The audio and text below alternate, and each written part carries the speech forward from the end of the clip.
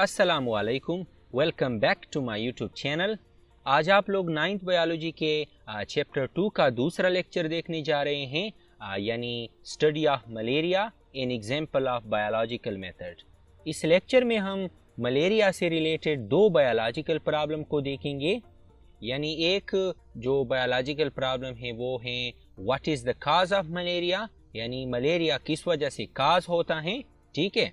और दूसरा जो बायोलॉजिकल प्रॉब्लम है वो है how is plasmodium transmitted to human beings, यानी ये जो प्लाज्मोडियम है जो कि एक माइक्रो ऑर्गेनिज्म होता है, ये कैसे इंसानों के जिस्म में पहुंचता है, ठीक है, कैसे ट्रांसमिट होता है इंसानों को। तो इस लेक्चर में हम इन दोनों बायोलॉजिकल प्रॉब्लम्स को देखेंगे, यानी कि कैसे बायोलॉजिस्ट ने, पुराने जो बायोलॉजिस्ट थे, उन्होंने कैसे इन दो बायोलॉजिकल प्रॉब्लम्स को बायोलॉजिकल मेथड के ज़रिए हल किया, ठीक है।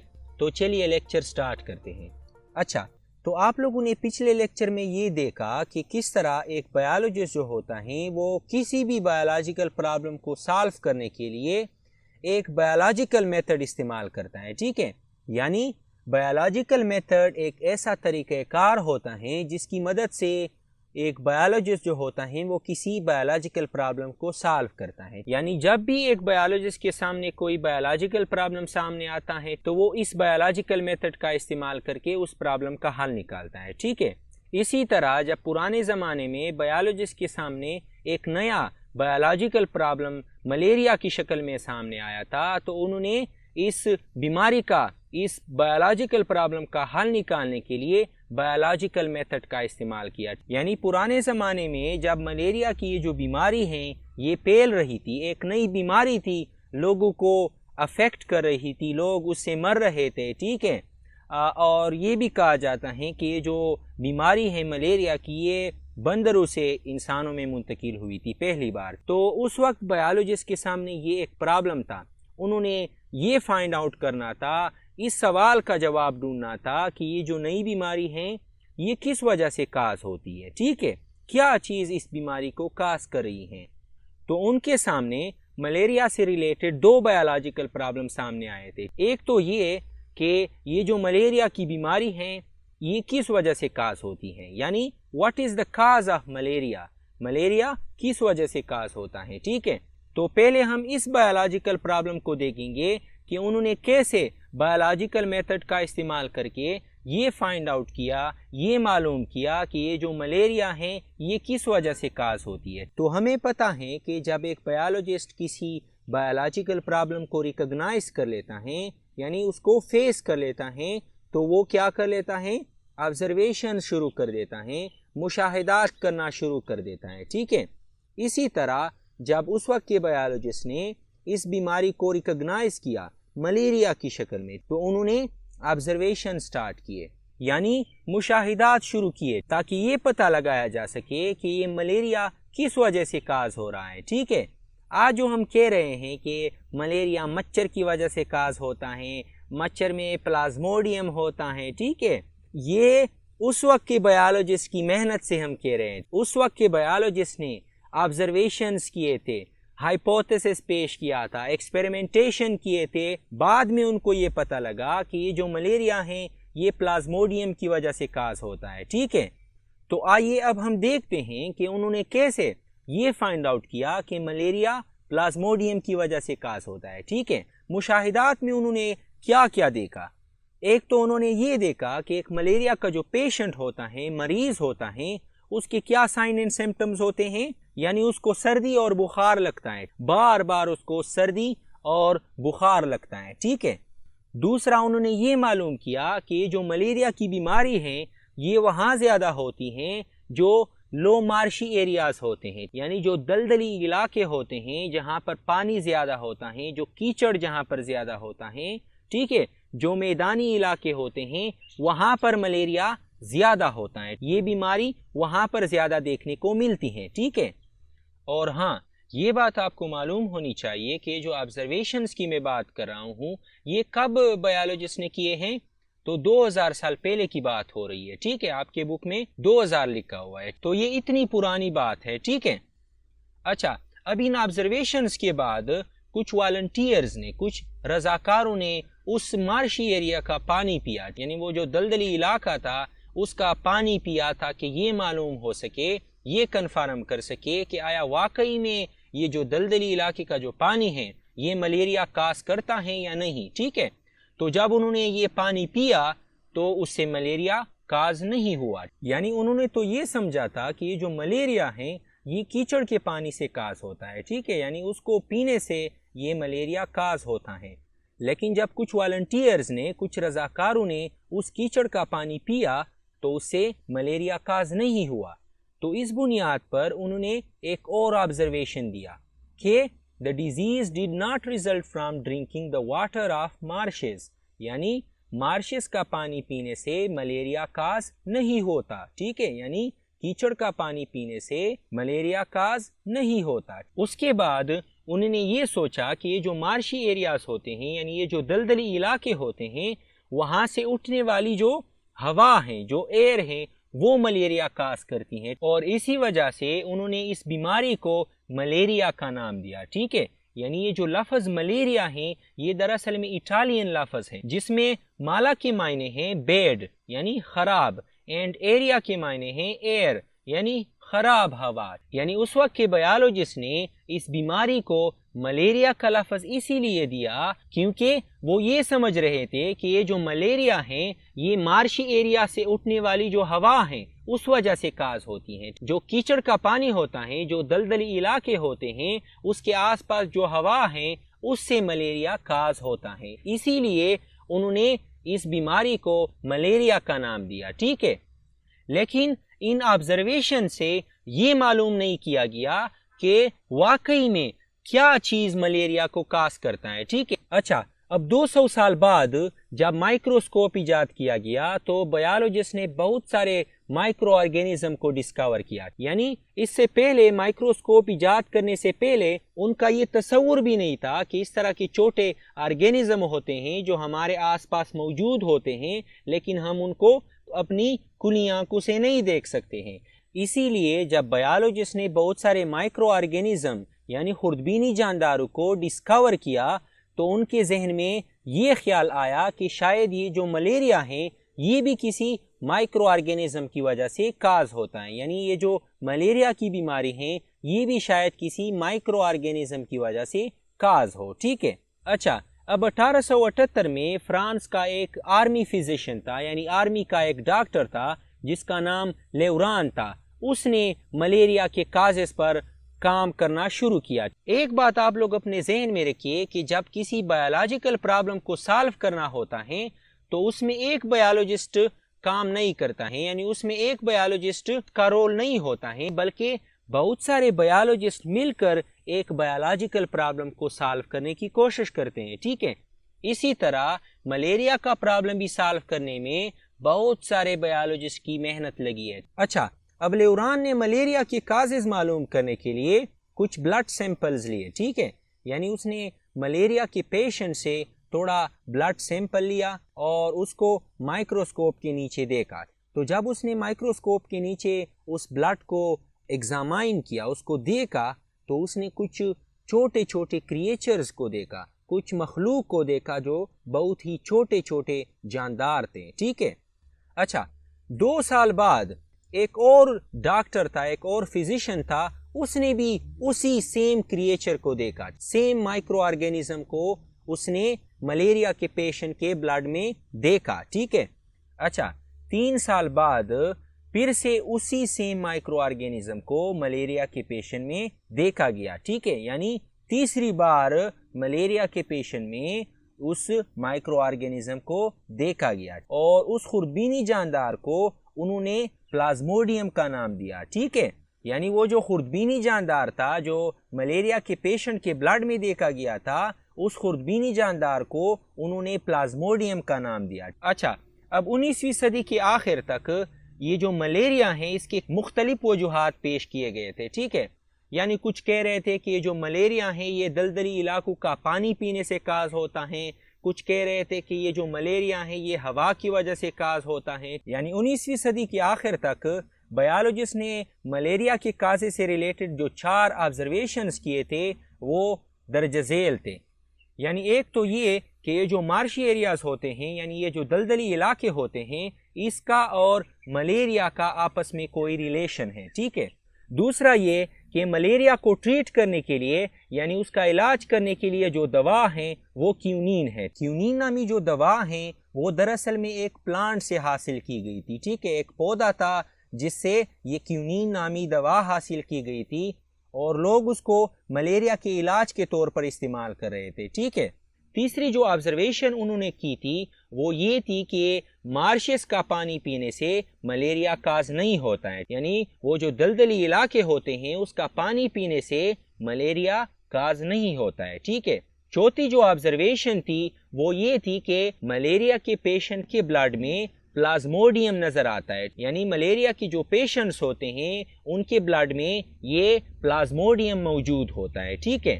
याद रहे कि ये जो प्रॉब्लम नंबर 1 है यानी what are the causes of malaria, इसका ये जो ऑब्जर्वेशन वाला सेक्शन है इस पर पिछले एग्जाम में सवाल भी आया हुआ है। ठीक है, यानी अगर आपको एग्जाम में ये सवाल आए कि briefly describe observations about the causes of malaria, तो आपने ये वाला जो सेक्शन है ये जो ऑब्जर्वेशंस का जो अभी हमने पढ़ा इसको आपने डिटेल के साथ लिखना है, यानी लेवरान से लेकर या उससे पिछले जो ऑब्जर्वेशंस बायोलॉजिस्ट ने किए थे मलेरिया के काजे से रिलेटेड और उसके बाद जो बायोलॉजिस्ट ने किए हैं ये तमाम ऑब्जर्वेशंस आपने उस सवाल में लिखने हैं। ठीक है। अच्छा, अब इन तमाम ऑब्जर्वेशंस के बेस पर जो बायोलॉजिस्ट ने डिफरेंट टाइम फ्रेम में किए थे यानी सालों से उन्होंने जो ये मुख्तलिफ ऑब्जर्वेशंस किए हैं इस बुनियाद पर उन्होंने एक हाइपोथेसिस पेश किया और हाइपोथेसिस क्या था कि Plasmodium is the cause of malaria. ठीक है, यानी उन तमाम ऑब्जर्वेशन के बेस पर बायोलॉजिस्ट ने एक हाइपोथेसिस यानी एक मफरूज़ा पेश किया और ये कहा कि Plasmodium is the cause of malaria, यानी मलेरिया को प्लाज्मोडियम काज करता है जो कि एक माइक्रो ऑर्गेनिज्म है। ठीक है। अच्छा, अब इस हाइपोथेसिस के बेस पर यानी कि प्लाज्मोडियम मलेरिया को काज करता है बायोलॉजिस्ट ने डिडक्शंस किए। ठीक है, और आपको पता है कि डिडक्शंस क्या हैं, यानी वो लॉजिकल गेसेस हैं जो हाइपोथेसिस को पेश करने के बाद एक बायोलॉजिस्ट करता है। अब जाहिर सी बात है, एक कॉमन सेंस की बात है कि जब आप ये कहते हैं कि प्लाज्मोडियम मलेरिया को काज करता है तो डिडक्शन आपके ज़हन में क्या होगा? If plasmodium is the cause of malaria then all malarial patients should have plasmodium in their blood, यानी अगर मलेरिया को प्लाज्मोडियम काज करता है तो तमाम मलेरिया के पेशेंट्स के ब्लड में प्लाज्मोडियम होनी चाहिए। ठीक है, ये डिडक्शंस बायोलॉजिस्ट ने किया। अच्छा, अब इस डिडक्शन को और इस हाइपोथेसिस को ट्रू साबित करने के लिए यानी सच साबित करने के लिए बायोलॉजिस्ट ने क्या किया? एक्सपेरिमेंट किया। ठीक है। अच्छा, अब एक्सपेरिमेंट में उन्होंने क्या किया कि उन्होंने 100 मलेरिया के पेशेंट्स का ब्लड सैंपल लिया, यानी 100 लोगों का जिनको मलेरिया था उनके ब्लड सैंपल्स लिए गए। ठीक है, और उनको माइक्रोस्कोप के ज़रिए एग्जामाइन किया गया, देखा गया, और इसके अलावा 100 हेल्दी लोगों के ब्लड सैंपल भी लिए गए यानी जिनको मलेरिया नहीं था। ठीक है, यानी एक्सपेरिमेंट में उन्होंने क्या किया कि 100 मरीजों का ब्लड सैंपल लिया जिनको मलेरिया था और 100 और लोगों का ब्लड लिया जिनको मलेरिया नहीं था। ठीक है, अब उस एक्सपेरिमेंट के रिजल्ट में उन्होंने क्या देखा कि जो 100 मरीज थे जिनका ब्लड सैंपल लिया गया था उनके ब्लड में प्लाज्मोडियम देखने को मिला, यानी तकरीबन तमाम जो 100 मरीज थे जिनके ब्लड सैंपल लिए गए थे हर एक से ब्लड लिया गया था थोड़ा थोड़ा। ठीक है, और उसको माइक्रोस्कोप के नीचे देखा गया था और जब उन्होंने रिजल्ट में देखा तो तकरीबन तमाम जो 100 इंडिविजुअल्स थे, जो 100 मरीज थे, उनके ब्लड में प्लाज्मोडियम देखने को मिला। ठीक है, और बाकी जो कंट्रोल ग्रुप था यानी जो 100 सेहतमंद लोग थे जिनको मलेरिया नहीं था उनके ब्लड में प्लाज्मोडियम देखने को नहीं मिला। इसीलिए इस एक्सपेरिमेंट ने ये सच साबित किया कि ये जो प्लाज्मोडियम है ये मलेरिया को काज करता है। ठीक है। अच्छा, अब ओवरऑल प्रॉब्लम क्या था कि what is the cause of malaria, यानी बायोलॉजिस्ट किस प्रॉब्लम पर काम कर रहे थे कि मलेरिया किस चीज़ से काज होता है, यानी क्या चीज़ मलेरिया को काज करता है, ये उनका प्रॉब्लम था। तो जब उन्होंने इस प्रॉब्लम को सॉल्व करने के लिए ऑब्जर्वेशंस किए, ऑब्जर्वेशंस के बाद जो उन्होंने हाइपोथेसिस पेश किया, और हाइपोथेसिस के बाद जब उन्होंने एक्सपेरिमेंट्स किए, ठीक है, इससे ये हल निकला कि प्लाज्मोडियम मलेरिया को काज करता है। यानी आखिरकार इतने सारे बायोलॉजिस्ट की मेहनत से ये पता लगाया गया कि जो मलेरिया है इसको क्या चीज काज करती है। बहुत सारे बायोलॉजिस्ट ने सालों से इस प्रॉब्लम का हल निकाला, इसको सॉल्व किया कि ये जो प्लाज्मोडियम है जो कि खुर्दबीनी जानदार होता है, ये मलेरिया को काज करता है, ठीक है। अच्छा, अब इस प्रॉब्लम को सॉल्व करते ही बायोलॉजिस्ट को एक और प्रॉब्लम का सामना करना पड़ा, और वो क्या था कि ये जो प्लाज्मोडियम है ये कैसे इंसानों में मुंतकिल होता है, ठीक है, यानी how is plasmodium transmitted to human beings. Problem number 1 में तो ये पता लगाया गया कि जो प्लाज्मोडियम है इससे मलेरिया काज होता है, लेकिन उसमें ये मालूम नहीं किया गया कि जो प्लाज्मोडियम है ये इंसानों में कैसे मुंतकिल होता है, किस तरह मुंतकिल होता है। आया खुराक के ज़रिए मुंतकिल होता है, आया ख़राब पानी पीने से मुंतकिल होता है, या किसी और ज़रिए से ये इंसानों में मुंतकिल होता है, ठीक है। अब इस प्रॉब्लम को सॉल्व करने के लिए बायोलॉजिस्ट ने काम करना शुरू किया। अच्छा, अब ये ऑब्जर्वेशंस उनके पास पहले से ही मौजूद थे जो पिछले बायोलॉजिस्ट ने किए थे कि जो मलेरिया है इसका और मार्शी एरियाज का आपस में कोई ताल्लुक है, ठीक है। और उनके पास ये भी ऑब्जर्वेशंस था कि उन मार्शी एरियाज का पानी पीने से मलेरिया काज नहीं होता है। अब इन ऊपर ऑब्जर्वेशन से तो उनको ये मालूम हुआ कि जो प्लाज्मोडियम है ये मार्शी एरिया का जो पानी है उसमें तो मौजूद नहीं होता है, बल्कि कोई और चीज़ है जो प्लाज्मोडियम को इंसानों में मुंतकिल कराता है, ठीक है। अब 1883 में एक डॉक्टर था जिसका नाम AFA किंग था, उसने 20 ऑब्जर्वेशंस दिए, और उन 20 ऑब्जर्वेशंस में कुछ अहम जो ऑब्जर्वेशंस थे वो दर्ज झेल थे।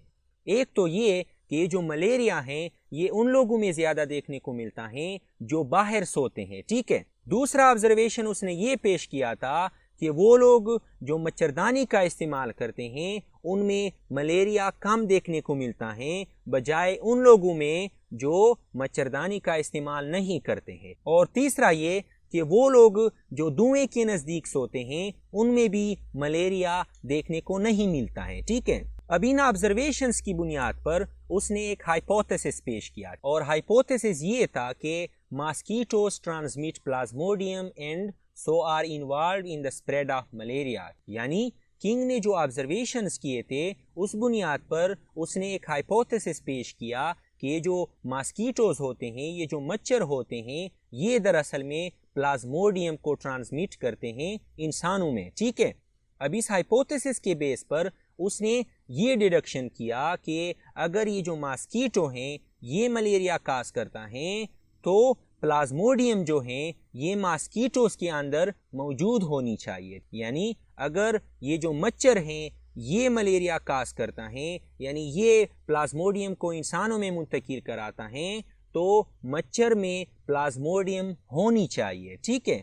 अच्छा, अब ये जो किंग था उसने ये हाइपोथेसिस तो दिया कि जो मच्छर होते हैं यानी ये जो मॉस्किटोस होते हैं ये दरअसल में प्लाज्मोडियम को इंसानों में मुंतकिल कराते हैं, लेकिन उसने इसको एक्सपेरिमेंट के ज़रिए ट्रू साबित नहीं किया, ठीक है। इसको ट्रू साबित करने के लिए एक और बायोलॉजिस्ट था जिसका नाम रोनाल्ड रॉस था। अब ये जो रोनाल्ड रॉस था ये दरअसल में बरतानिया का एक आर्मी फिजिशियन था जो 1880 में इंडिया में काम कर रहा था। उसने किंग के उस हाइपोथेसिस को ट्रू साबित करने के लिए, उसके डिडक्शन को ट्रू साबित करने के लिए एक्सपेरिमेंट्स किए, ठीक है। और उस एक्सपेरिमेंट के बेस पर इस रोनाल्ड रॉस को नोबेल प्राइज भी मिला है। अच्छा, अब एक्सपेरिमेंट में दरअसल में उसने किया क्या कि उसने एक फीमेल एनोफिलस मॉस्किटो को, यानी एक मच्छर है जिसका नाम एनोफिलस मॉस्किटो है, उसको एक मलेरियल पेशेंट को बाइट करने के लिए छोड़ा। अब उस मॉस्किटो ने जब मलेरियल पेशेंट को काटा, ठीक है, यानी उसको जब बाइट किया, उसको बाइट करने के बाद उसने उस मॉस्किटो को मारा। उसको मारने के बाद उसने ये देखा कि जो एनोफिलस मॉस्किटो था उसके स्टमक में यानी उसके मादे में ये जो प्लाज्मोडियम है ये देखने को मिला। ठीक है, यानी दरअसल में हुआ ये कि जब रोनाल्ड रॉस ने इस एनोफिलस मॉस्किटो को एक मलेरियल पेशेंट को बाइट करने के लिए छोड़ा तो उस मलेरियल पेशेंट में तो ऑलरेडी उसके ब्लड में प्लाज्मोडियम मौजूद था। तो जब उस एनोफिलस मॉस्किटो ने उस मलेरियल पेशेंट का ब्लड चूसा तो उस ब्लड के साथ उस मॉस्किटो के स्टमक में वो जो प्लाज्मोडियम था वो भी चला गया। ठीक है, अच्छा, अब नेक्स्ट एक्सपेरिमेंट में उसने एक इन्फेक्टेड मॉस्किटो को यानी जिसके स्टमक में प्लाज्मोडियम मौजूद था उस मॉस्किटो को एक हेल्दी पर्सन को काटने के लिए छोड़ा। ठीक है, लेकिन ये दरअसल में एक रिस्की काम था क्योंकि अगर वो मच्छर वाकई में प्लाज्मोडियम को इंसानों में मुंतकिल कराता है तो अगर एक इन्फेक्टेड मॉस्किटो एक हेल्दी पर्सन को काटता है तो उस इन्फेक्टेड मॉस्किटो से उस हेल्दी पर्सन में वो प्लाज्मोडियम चला जाएगा और वो शख्स भी बीमार हो जाएगा मलेरिया से। ठीक है, इसीलिए उसने इंसानों के बजाय एक चिड़िया को एक्सपेरिमेंट के तौर पर इस्तेमाल किया। अच्छा, अब रॉस ने दरअसल में इस एक्सपेरिमेंट के दौरान एक कुलेक्स मॉस्किटो को एक मलेरिया से मुतासिरा चिड़िया को बाइट करने के लिए छोड़ा। ठीक है, अच्छा, अब इस मॉस्किटो ने जब उस मलेरिया से मुतासिरा चिड़िया को बाइट किया, उसको काटा, तो उसके बाद उसने इस मॉस्किटो को स्टडी किया। स्टडी करने के दौरान उसने ये देखा कि ये जो मॉस्किटो था जिसने मलेरिया से मुतासिरा चिड़िया को काटा था उसके स्टमक में ये प्लाज्मोडियम मौजूद था, वहाँ पर मल्टीप्लाई कर रहा था, वहाँ पर ग्रो कर रहा था। ठीक है, और उसके स्टमक के बाद वो जो प्लाज्मोडियम था वो मॉस्किटो के सलाइवरी ग्लैंड तक पहुंचा। अब उसने उसी इन्फेक्टेड मॉस्किटो को एक हेल्दी एक सेहतमंद चिड़िया को काटने के लिए छोड़ा। ठीक है, छोड़ने के बाद उसने ये देखा कि वो जो सेहतमंद चिड़िया थी उसको भी कुछ वक्त के बाद मलेरिया हो गया। इस एक्सपेरिमेंट के दौरान दरअसल में हुआ ये कि ये जो मलेरिया से मुतासिरा जो चिड़िया थी इसको जब एक मॉस्किटो ने काटा, ठीक है, तो इस मलेरिया से मुतासिरा जो चिड़िया हैं इसके ब्लड से प्लाज्मोडियम इस मॉस्किटो में चला गया। ठीक है, यानी पहले ये जो प्लाज्मोडियम है ये इस मॉस्किटो के स्टमक में पहुंचा और स्टमक के बाद ये जो प्लाज्मोडियम था ये इस मॉस्किटो के सलाइवरी ग्लैंड तक आ पहुंचा। यानी अब ये जो मॉस्किटो हैं इसके जिस्म में प्लाज्मोडियम मौजूद हैं। ठीक है, अब ये मॉस्किटो अगर किसी हेल्दी चिड़िया को काटती हैं तो जाहिर सी बात है कि इस मॉस्किटो से जो प्लाज्मोडियम है जो उसके सलाइवरी ग्लैंड में मौजूद हैं वो उस हेल्दी उस सेहतमंद चिड़िया के ब्लड में चला जाएगा और उस चिड़िया को भी मलेरिया हो जाएगा। ठीक है, अच्छा, अब इस एक्सपेरिमेंट से ये कन्फर्म हो गया कि ये जो मॉस्किटोज होते हैं ये वाकई में इस प्लाज्मोडियम को ट्रांसमिट कराते हैं। Experiments on human beings. अब रोनाल्ड रॉस के उन एक्सपेरिमेंट्स के बाद एक इटालियन बायोलॉजिस्ट था, 1898 में एक इटालियन बायोलॉजिस्ट था, उसने इंसानों पर वो एक्सपेरिमेंट दोहराया। ठीक है, उसने सेम वही एक्सपेरिमेंट किया लेकिन इस बार उसने चिड़िया के बजाय इंसान पर एक्सपेरिमेंट किया। इस एक्सपेरिमेंट के दौरान उसने दरअसल में एक इन्फेक्टेड मॉस्किटो को एक हेल्दी यानी एक सेहतमंद शख्स को काटने के लिए छोड़ा। ठीक है, उस मॉस्किटो ने जब उस सेहतमंद शख्स को काटा तो काटने के बाद उस सेहतमंद शख्स को मलेरिया हो गया, जिसके बाद ये कन्फर्म हो गया कि mosquitoes transmit plasmodium and so are involved in the spread of malaria. यानी इन एक्सपेरिमेंट से ये सच साबित हो गया कि ये जो मॉस्किटोज होते हैं ये प्लाज्मोडियम को इंसानों में ट्रांसमिट कराते हैं। ठीक है, अब इसी तरह इस प्रॉब्लम नंबर 2 को भी सॉल्व किया गया। ठीक है, प्रॉब्लम क्या था कि ये जो प्लाज्मोडियम है ये कैसे इंसानों में मुंतकिल होता है, उसको सॉल्व जब किया गया तो उनको ये पता चला कि ये जो मॉस्किटोज होते हैं ये दरअसल में इस प्लाज्मोडियम को इंसानों में मुंतकिल कराते हैं। ठीक है, अब यहाँ तक ये लेक्चर ख़त्म हो गया। मुझे उम्मीद है कि आप लोगों को इस लेक्चर की समझ आ गई होगी। अगर आप लोगों को फिर भी किसी पॉइंट में कन्फ्यूजन है तो आप लोग कमेंट में पूछ सकते हैं, मैं इंशाल्लाह आप लोगों को उसका जवाब देने की कोशिश करूँगा। तो चलिए नेक्स्ट लेक्चर में मिलते हैं।